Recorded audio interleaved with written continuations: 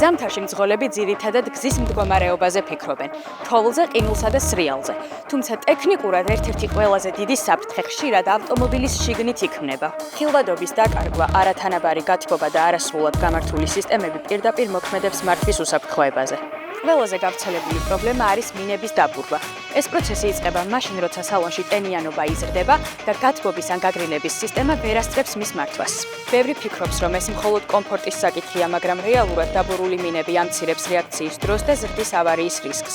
გათბობის სისტემა პირდაპირ არის დაკავშირებული გაგრილების სისტემასთან და ანტიფრიზთან.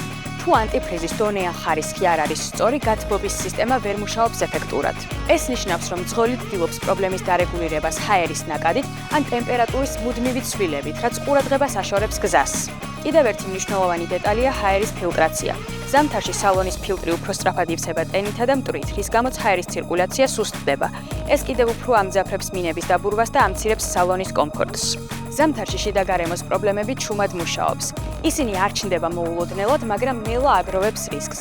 ტექნიკურად გამართული გათბობა, გაგრილება და ანტიფრიზი არ არის ფუფუნება. ეს არის უსაფრთხოების ელემენტი. როდესაც ავტომობილის შიგნით გარემო კონტროლს ექვემდებარება, მძღოლს შეუძლია კონცენტრირდეს ყველაზე მთავარზე, გზაზე.